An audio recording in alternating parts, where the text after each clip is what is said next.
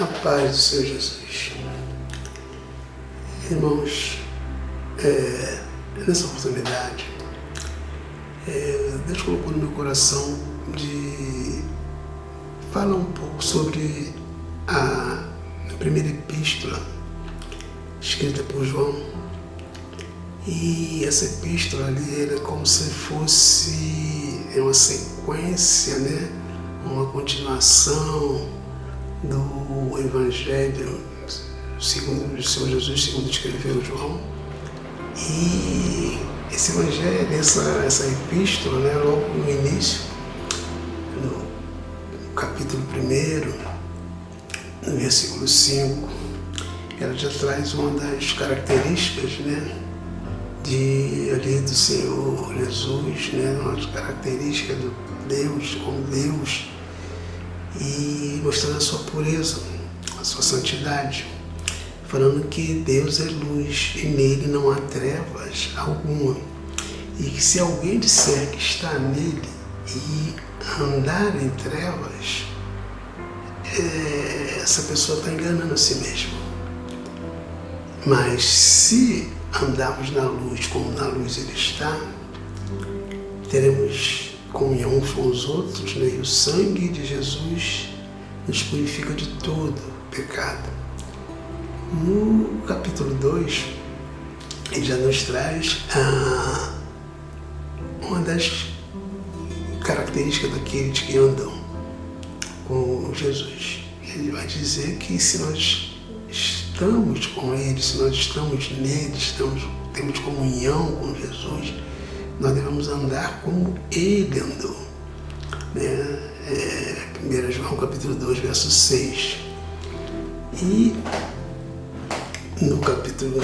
nesse mesmo capítulo 2, no versículo 15, ele vai nos mostrar que aqueles que são de Deus, eles não amam o mundo. Ele diz: olha, não ameis o mundo nem o que no mundo há, porque quem ama o mundo, o amor do Pai não está nele. Mas por que, pastor? Porque todas as coisas que estão no mundo, a concupiscência da carne, a concupiscência dos olhos, a soberba da vida, não são do Pai, mas são do mundo. No capítulo 3, ele traz essa epístola, ela vai trazer algo que é muito profundo. É como se ali, num pequeno versículo, tivesse a essência de toda a Bíblia, de o que a obra, de tanto a obra do mal como a obra de Satanás, do mal, de Satanás, e a obra do bem realizada através de Jesus.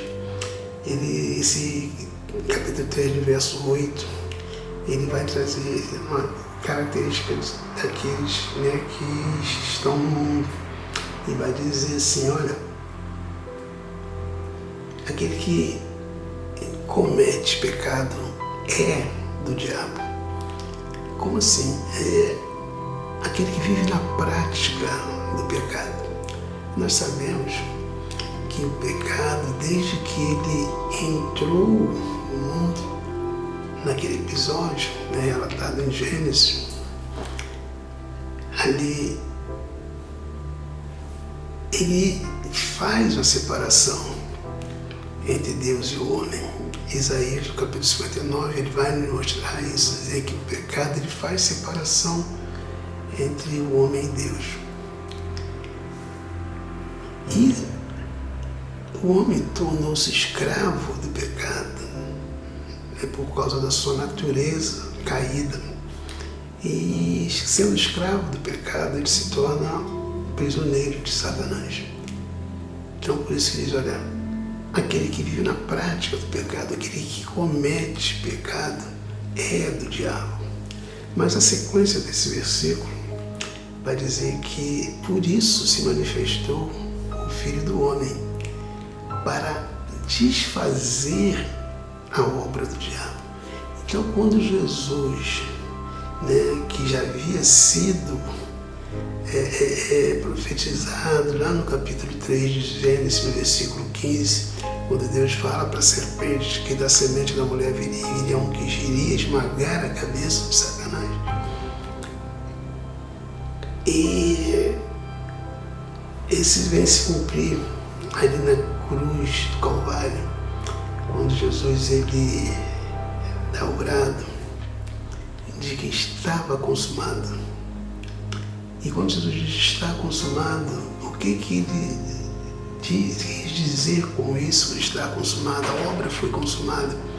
Ali ele vence, ele desfaz toda a obra do diabo.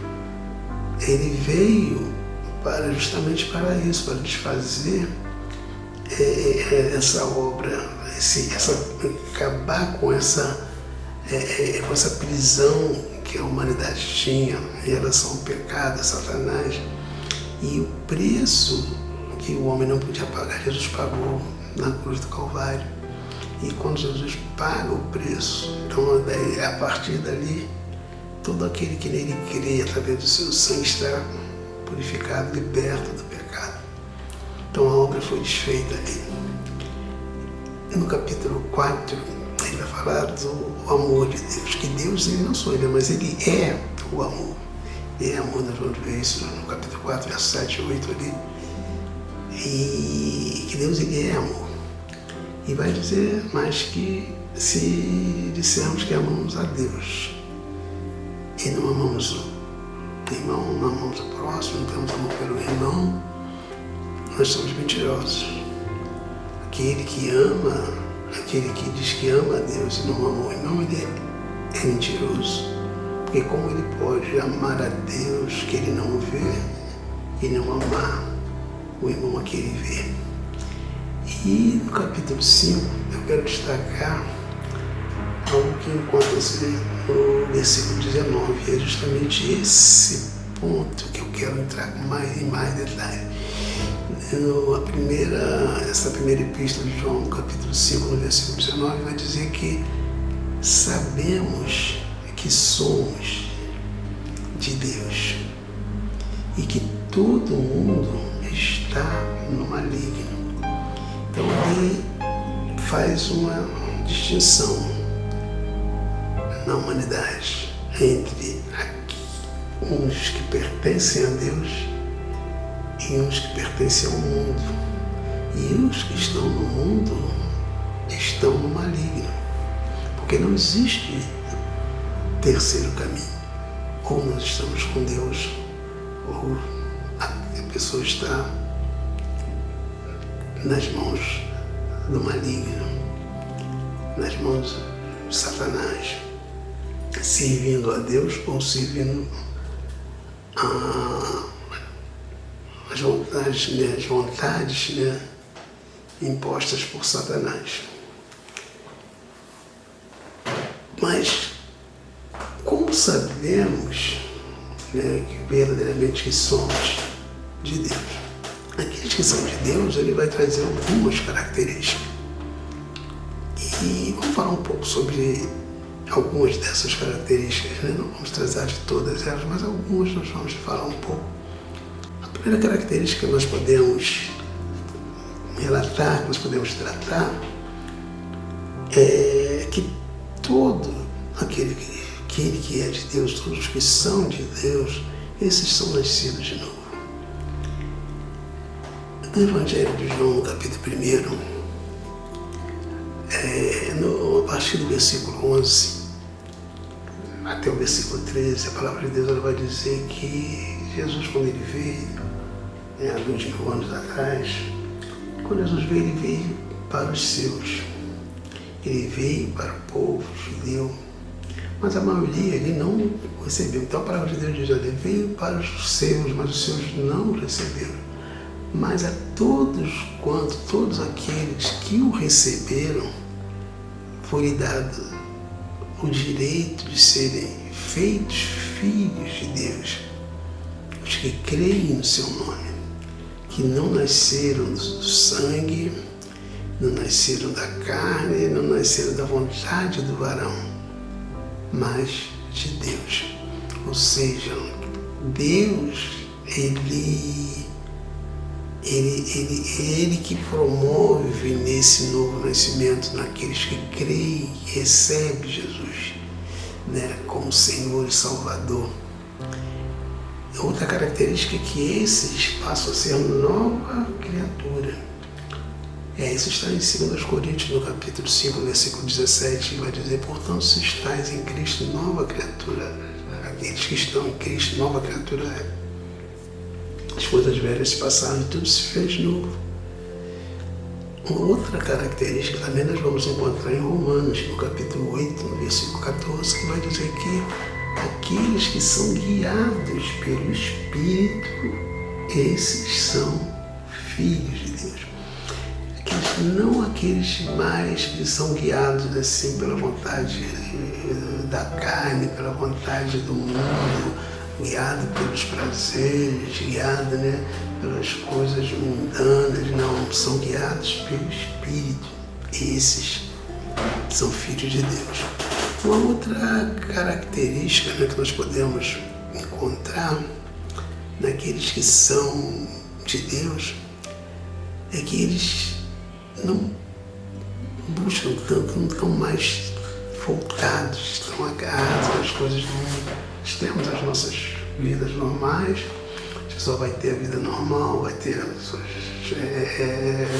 projetos, cuidar da família, cuidar das coisas, vai estudar, trabalhar, isso é normal. Mas a palavra diz lá em Colossenses, no capítulo 3, a partir do verso 1, diz: portanto, se já ressuscitaste com Cristo, buscai as coisas que são de cima, onde o Senhor Jesus está sentado. Pensai nas coisas que são de cima e não nas que são da terra. Porque estamos mortos, e para esse mundo nós estamos mortos. E a nossa vida está escondida em Cristo. Ou seja, se nós ressuscitamos, ou seja, se morremos com Ele e com Ele ressuscitamos, nós não temos mais que estar buscando como prioridade as coisas desse mundo, mas as coisas que são de cima. Uma outra característica daqueles que são de Deus, Jesus ele nos mostra isso no Evangelho de João, no capítulo 8, no versículo 47, que ele vai dizer que aqueles que escutam a palavra de Deus, eles são de Deus. Vai dizer que os que são de Deus escutam a palavra de Deus. E tem não é quando nós falamos aqui escutar, é aquela questão de obedecer a palavra. Ouvir, obedecer. Jesus, ele lá no Evangelho, segundo escreveu João, no capítulo 14, versículo 21, ele fala: olha, aquele que tem as minhas palavras e as guardam, são os que me amam. Ou seja, aqueles que guardam, para que ouve a palavra, que guarda a palavra, que obedece a palavra. Então, característica dos que são de Deus. Essas pessoas também têm como características renunciar a si mesmo. O Evangelho segundo escrito por Marcos, o Evangelho de São Jesus, segundo escreveu Marcos, no capítulo 8, a partir do versículo 34, vai nos dizer que Jesus falando, quem quiser vir após mim, negue-se a si mesmo, tome sua cruz e siga-me. Pois todo aquele que quiser salvar a sua vida aqui, essa vida, perderá. Mas aquele que perder essa vida, ou seja, que renunciar a essa vida, renunciar a si mesmo, renunciar a tudo, por amor do Evangelho e por amor a Cristo Jesus, esse salvará a sua vida. Que vida? A vida eterna. Uma das características daqueles que são de Deus é que esses conservam-se a si mesmos. Lá em 1 João, no capítulo 5, no verso 18, a palavra de Deus vai dizer que aqueles que são nascidos de Deus, se não pecam, ou seja, não vivem na prática do pecado, mas conserva-se a si mesmo e o diabo não o toca. É forte, né? Outra característica é que esses andam na luz. Jesus ele fala lá em João capítulo 8, verso 12, que ele é a luz do mundo, e aqueles que o seguem, ou seja, né, jamais andarão em trevas. Seguir Jesus é andar na luz, porque ele é a luz. Esses que são de Deus, eles vencem o mundo. Primeira epístola de João, capítulo 5, verso 4, vamos dizer que aqueles que nasceram de Deus, esses vencem o mundo. Como assim que eles vencem o mundo? Através da fé. Fé em quem? Fé em Jesus. E vencer o mundo, né, que nós podemos ver como se vence o mundo. Tiago, no capítulo 4, verso 4, mostra que aquele que se torna amigo do mundo, esse se faz inimigo de Deus. Ou seja, ele ainda chama, ainda fala, olha, adúlteros e adúlteras, porque é um adultério espiritual. Aqueles que são de Deus, eles não podem se envolver com o mundo. Então a palavra de Deus diz, olha, adúlteros, adúlteras, não sabeis vós que a amizade com o mundo é inimizade contra Deus? Portanto, todos os que se fazem amigos do mundo, constituem-se inimigos de Deus. Então, vencer o mundo, não se tornar amigo do mundo. No capítulo 2 dessa primeira epístola de João, no capítulo 2, verso 15, né, vai nos dizer também para que não devemos amar o mundo nem o que no mundo há. E se alguém ama o mundo, o amor do Pai não está nele. Por quê, pastor? Porque tudo o que há no mundo, concupiscência da carne, concupiscência dos olhos, soberba da vida, isso não é do Pai, mas é do mundo. E o mundo vai passar. Não, mas a palavra de Deus ela vai ficar para sempre. Essa epístola, ela vai terminar no último versículo, um versículo, né, pequenininho, que vai dizer assim, olha, filhinhos, guardai-os dos ídolos. Esse pequeno versículo, ele traz um conselho ali, um alerta, né? Algo de uma profundidade muito grande. Por quê? Porque o ser humano ele tem uma facilidade muito grande de se envolver com ídolos, criar ídolos, colocar ídolos no seu coração.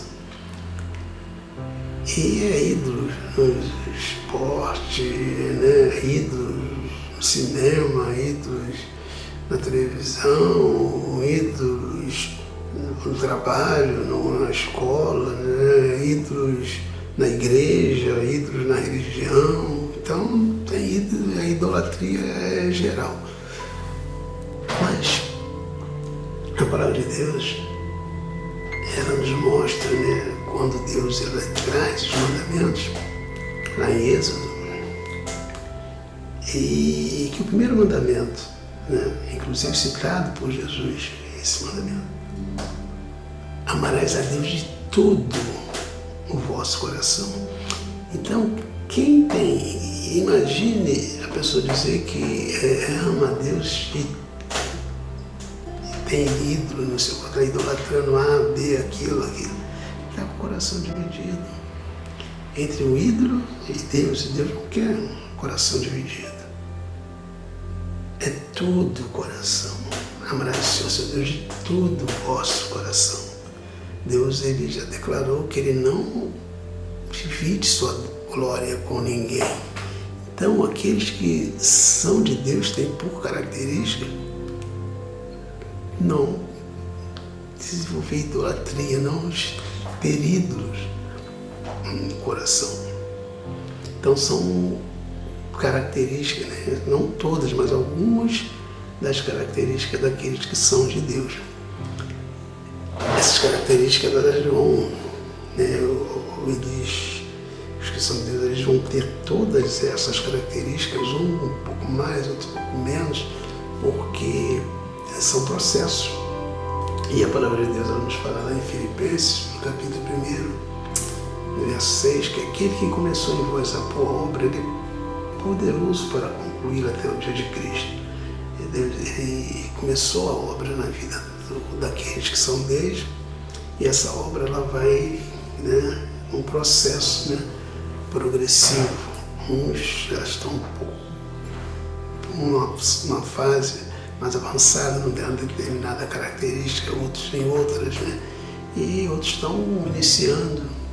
Mas o mais importante é que nós vamos encontrar essas características em todos aqueles que são de Deus. E o que eu espero é que você tenha essas características. E se você ainda não tem, mas sente desejo no seu coração, você crê em Cristo, você crê que Ele é o Filho de Deus que veio a esse mundo, que veio há 2000 anos atrás, né, que deu sua vida na cruz por causa do meu, do seu, do nosso pecado, e deu sua vida, e no terceiro dia Ele ressuscitou, venceu a morte. Se você crê em tudo isso, você fala isso, declare isso, entrega a sua vida para Ele, receba-o como seu Senhor e Salvador, e tenha certeza que seu nome estará no livro da vida, e você será também daqueles que são de Deus. Amém? Porque não será mais criatura, mas será filho de Deus. Que Deus possa abençoar a sua vida de uma forma toda especial. Esse é o meu desejo, em nome de Jesus. Amém. E graças a Deus.